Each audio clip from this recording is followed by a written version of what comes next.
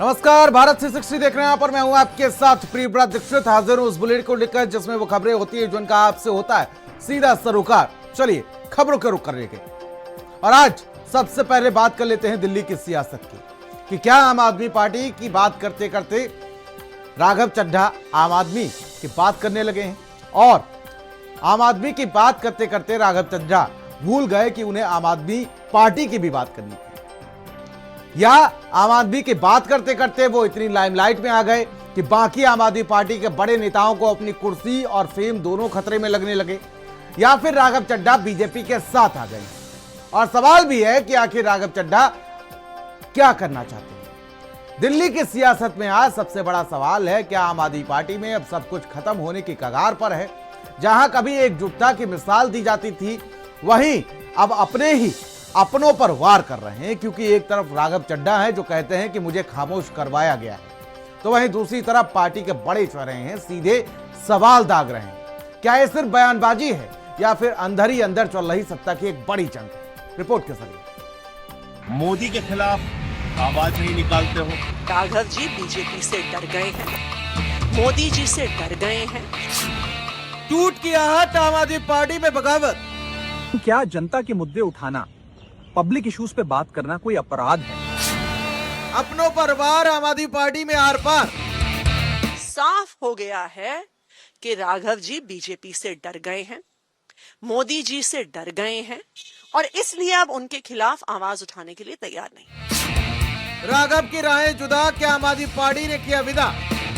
मोदी के खिलाफ आवाज नहीं निकालते हो। बहुत सारे मुद्दों पर वॉकआउट करने का मामला आता है, उस समय वॉकआउट नहीं करते। आम आदमी पार्टी में महाभारत, बदल गई आपकी सियासत। हम सब लोग अरविंद केजरीवाल जी के सिपाही हैं, और हमने तो एक ही बात सीखी थी, जो डर गया समझो मर गया। हम सबको तो लोगों के मुद्दे उठाने थे, सरकार की आंख में आंख डाल के। दिल्ली की सियासत में सब कुछ ठीक नहीं है। विधानसभा चुनाव में आम आदमी पार्टी ऐसी झुलसी कि उबार तो छोड़िए, पार्टी अंदर ही अंदर लड़खड़ा गई। पार्टी के भीतर दरारें तो काफी समय से दिख रही थी, लेकिन दरारों में हुए विस्फोट में पूरी आम आदमी पार्टी झुलस सी चुकी है। पार्लियामेंट में बोलने का मौका मिलता है, मैं जनता के मुद्दे उठाता हूँ, और शायद ऐसे टॉपिक्स उठाता हूँ जिसे आम तौर पर संसद में नहीं उठाया जाता।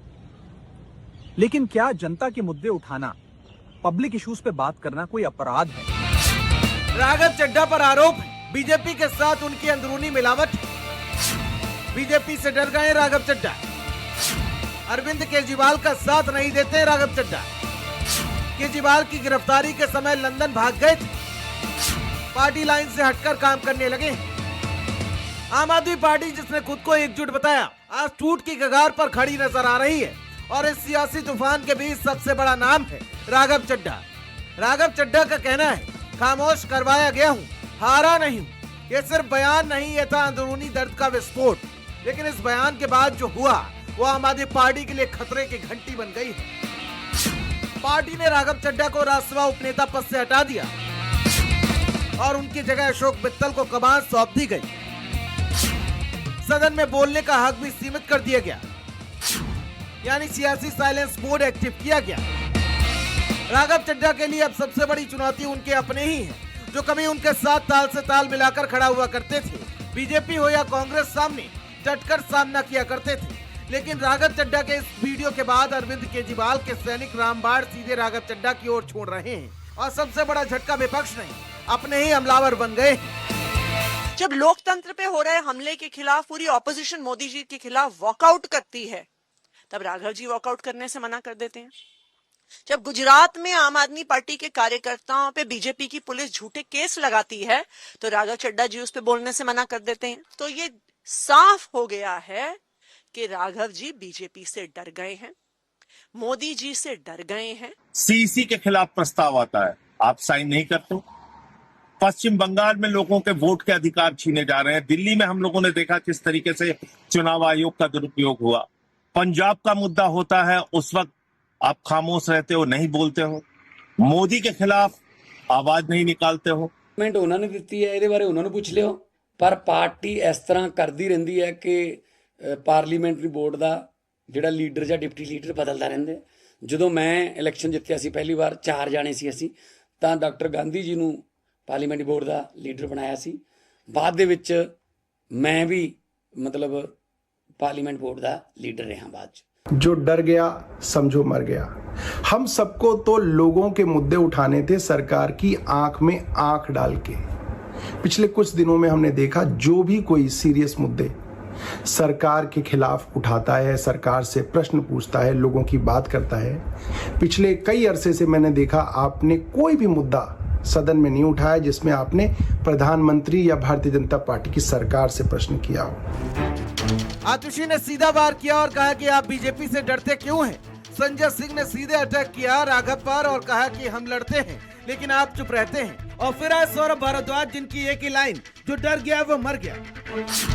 ऐसे में एक सवाल है कि क्या राघव चक्रव्यूह में फंस चुके हैं? एक तरफ पार्टी का फैसला, दूसरी तरफ नेताओं की बौछार। राघव चड्ढा अब सियासी चक्रव्यूह में फंसे नजर आ रहे हैं, जहां सवाल सीधा उन्हीं पर निशाना है। राघव का दावा है उन्होंने आम आदमी पार्टी के मुद्दे उठाए, महंगाई, टोल, कॉर्पोरेट लूट, लेकिन पार्टी का सवाल मोदी सरकार पर चुप्पी क्यों? मैं तो जब बात करता हूं देश के आम आदमी की बात करता हूं। एयरपोर्ट पर मिल रहे महंगे खाने की बात रखी, जोमैटो ब्लिंकिट के डिलीवरी राइडर्स की प्रॉब्लम रखी, खाने में मिलावट का मुद्दा उठाया, टोल प्लाजा लूट से लेकर बैंक चार्जेस लूट की बात करी। और ये मुद्दे उठाने के बाद देश के आम आदमी का तो फायदा हुआ, लेकिन इससे आम आदमी पार्टी का क्या नुकसान है? और बात भी सही है, पिछले कुछ दिनों से राघव को आम आदमी पार्टी से जुड़े मुद्दों को जो शायद ही कोई नेता सोच पाता, उनको राघव ने संसद में उठाया। सर, आज एयरपोर्ट्स पर खाना इतना महंगा है, बाजार के मुकाबले 2 गुना 3 गुना दाम है। एक साधारण सी पानी की बोतल जो 20 रुपए की बाजार में मिलती है, वो एयरपोर्ट के भीतर जाकर फूड आउटलेट पर 100 रुपए की मिलती है। आज यात्री जो इंतजार कर रहे हैं अपनी फ्लाइट का, वो पानी पीकर पेट भर रहा है कि कहीं 250 रुपए की चाय और 350 रुपए का समोसा ना खरीदना पड़ जाए। बताइए सर, एक आम आदमी एयरपोर्ट पर अपने जहाज का इंतजार करते हुए क्या एक चाय नहीं पी सकता? क्या इस पर कोई रेगुलेशन नहीं होना चाहिए? क्या कोई अफोर्डेबल कैंटीन का मैकेनिज्म नहीं होना चाहिए? आजकल सर एक 10 मिनट की डिलीवरी का खतरनाक ट्रेंड चल रहा है। डिलीवरी टाइम के प्रेशर के चलते लाल बत्ती पे खड़ा एक डिलीवरी बॉय यही सोचता रहता है कि लेट हुआ तो रेटिंग गिर जाएगी, इंसेंटिव कट जाएगा, ऐप लॉग आउट कर देगी या आईडी ब्लॉक कर देगी। इसीलिए 10 मिनट की डिलीवरी के लिए वो ओवर स्पीडिंग करता है, लाल बत्ती जंप करता है और अपनी जान को जोखिम में डालता है। पहले हम इनकम टैक्स इनकम के माध्यम से जब गाड़ी खरीदते हैं तो उस पर जीएसटी और नाना प्रकार के जो टैक्सेस देते हैं, उसमें रोड टैक्स और इंफ्रास्ट्रक्चर सेस भी भरते हैं। उसके बाद जब पेट्रोल डीजल भरवाते हैं तो स्पेशल एक्साइज ड्यूटी, वैट के साथ साथ हम रोड डेवलपमेंट सेस और इंफ्रास्ट्रक्चर सेस भी भरते हैं। उसके बाद जब हाईवे पे गाड़ी चलाते हैं तो टोल टैक्स भी हमसे वसूला जाता है। सर, जब प्रीपेड प्लान एक्सपायर होता है या मोबाइल रिचार्ज की वैलिडिटी खत्म होती है तो आपकी आवाज बंद कर दी जाती है। फोन मेरा, सिम कार्ड मेरा, नंबर मेरा। तो सर, रिचार्ज खत्म होने के बाद आउटगोइंग कॉल बंद होना समझ आता है, लेकिन इनकमिंग कॉल बंद होना सरासर मनमानी है। ऐसे में अब सबसे बड़ा सवाल है, क्या सिर्फ एक नेता का मामला है? आम आदमी पार्टी के भीतर दरार गहरी हो चुकी है, क्या पार्टी में 2 लाइनें बन चुकी हैं? पिछले कुछ दिनों से आम आदमी पार्टी में अरविंद केजरीवाल का साइड होना और राघव चड्ढा का जनता के मुद्दों के जरिए लाइमलाइट में आना पार्टी को शायद खलसा गया। आने वाले चुनाव से पहले टकराव सिर्फ बयानबाजी नहीं बल्कि पावर स्ट्रगल का संकेत है। जहां नेता अपनी जगह मजबूत करने में लगा है, सियासत में टूट अचानक नहीं होती, पहले आवाज आती है और आम आदमी पार्टी में अब वो आवाज सुनाई देने लगी है। जब अपने ही अपनों पर सवाल उठाएं तो समझ लीजिए दीवारों में दरार साफ तौर पर पड़ चुकी है। स्पेशल डेस्क, भारत समाचार।